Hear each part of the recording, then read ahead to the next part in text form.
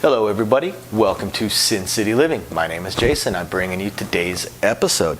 As always, please hit the like and subscribe buttons. We've got a ton of content coming out every single week. We don't see that slowing down anytime soon. Our usual shout out of appreciation to our patrons. I hope you guys are enjoying those exclusive videos we're putting out for you guys every single week. Check your emails also. We have a new loyalty program that has just come out with some merchandise that are free gifts to our loyal patrons.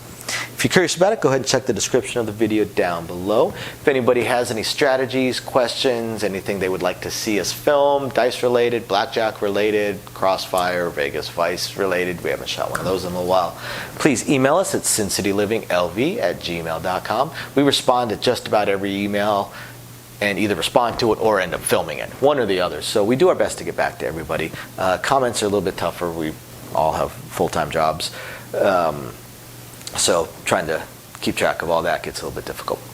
So moving on, what are we going to go over today? Well, today I want to go over an interesting little strategy, basically just kind of a tweak or an add-on to what we've shown before. That's one of the worst strategies, really, Martingale strategies. Martingale strategies are bad. People think they're brilliant strategies, but if they were can't-miss strategies, they wouldn't be allowed in the casinos. Of course, they're not can't-miss strategies, and we break Martingale players all the time. And we actually find it kind of funny when it happens because we know what a silly, silly, silly bet Martingales are. Sure, people win sometimes. People win actually a lot. The thing is, when you lose such a massive amount that your wins, you'd have, a year's worth of wins are wiped out in a day or in an hour, 20 minutes. So that's why Martingales are so bad. But here's a twist to the Martingale that some people do, and it primarily works best with the field. Okay? So let's look at the field Martingale first. So let's assume that you've got a $15 minimum bet table, okay, with a $5,000 max bet. Let's go with that. So let's look at the Martingale first. 15. Now the Martingale, that means you're doubling your bet every single time it loses. So theoretically, you're always going to win $15. Because if you lose 15, then your next bet you're going to do 30. Well, if you win that, then you won back your 15 plus 15. So you made 30. Now, if you lose again, you're down 45. So now what do you have to do? We have to double your bet again. So you're at 60. So let's look at this. Let's look at the progression. Okay? 120. 240.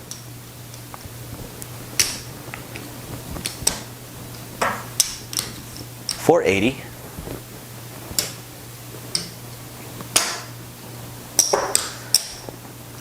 960,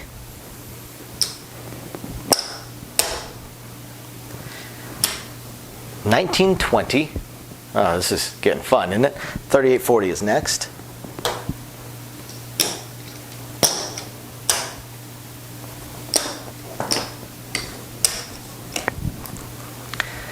Now, that's as far as you can go if you're at a $5,000 max bet table before you just can't win. If you've lost all of these, your next bet is $5,000, right?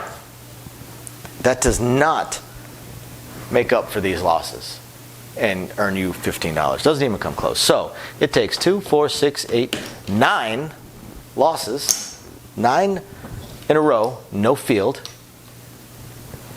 in order for you to get broken. This actually happened to us, to a field Martingale player at where I'm at. It was less than a $15 table, but it actually coincidentally worked out to 9 bets. Anyway, it happened to them. It was a father-son duo. They were both doing it. And it happened to them twice in one night. They hit the max and lost it twice in one night. They lost thousands twice in one night. The next day it happened to them again. We haven't seen them since. I know they were out of towners. Maybe they found another casino or something, or maybe they found another strategy, or they just found another game. I don't know. But this happens. This happens all the time. 16 ways to win, 20 ways to lose. And this right here, 9 rolls in a row without a field bet, it happens all the time. I don't care what people think. Oh no, that's not gonna. It happens all the time. You know what? What the odds are after this 9th one? You know what the odds are of the 10th one not being a field? The exact same as the odds were for the first one not being a field. The odds don't change. Gambler's fallacy. It happens in roulette all the time. Oh, there's been eight black have come up. There's no way a nine's, a red's got to be coming next. That's not true. It doesn't have to be coming next. Common gambler's fallacy. Martingales simply do not work. Now, here's a modification. This one is relatively, I'm not going to say common. This one's fairly popular. This requires some patience. It's fairly popular, and it does tend to do a little bit better than the standard martingale. Now, again, as we've mentioned before with martingales, don't do a martingale strategy if you've got like $300 in your pocket, or even $1,000 in your pocket. You don't want to do a martingale strategy if you don't have at least $5,000 to $10,000 in your pocket. And again, with a martingale strategy, you're basically trying to win $15 at a time. So you got $5,000, $10,000 in your pocket, and you're trying to win $15 at a time. That's pretty bad, especially considering that if you lose thousands. But if you're going to do a martingale strategy, and you do have these thousands and thousands in your pocket, here's a modification that I've seen. I'm not going to say whether or not this is good or it's bad, because again, the odds don't change, but some people think the odds change.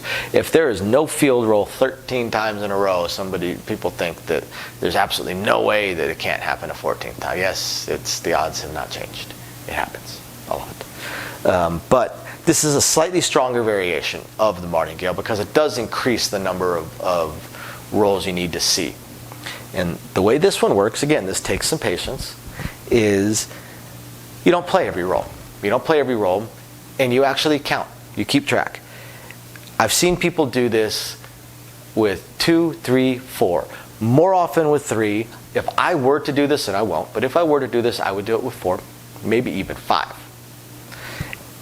And that's non-field numbers in a row. You don't make a bet until there's been at least, if you're doing 3, until there's been 3 rolls in a row without a field bet. For the 4th one, you go ahead and make your basic bet. And then you just do your martingale progression. Basically, at this point, you're banking on the fact that there won't be 12 no field rolls in a row. And it is difficult, it is unlikely, it is statistically unlikely.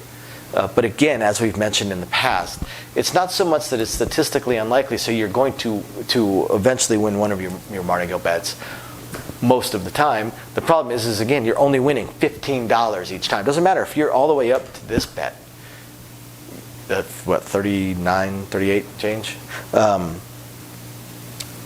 You're still only winning $15 because you lost all this. So how many times do you have to win $15 in order to make up for that one time where you lost all of this, all these thousands? That's a lot of times that you have to hit it, and you have to have a deep, deep, deep bankroll. But that's a modification that some people will make. Third time there's been no field bet, no field roll, they go ahead and throw in a field and start their martingale progression. Like I said, if I were to do it, I would do it 4 or even 5 times no field number, then I would start it. But again, I'm not going to do this. I'm not going to bet a martingale. But that is a variation, a strategy to make the martingale a little bit more viable if you've got the bankroll to be betting a martingale to begin with. Hope you guys find this one interesting. Thank you guys for watching. We'll catch you guys next time. Bye now.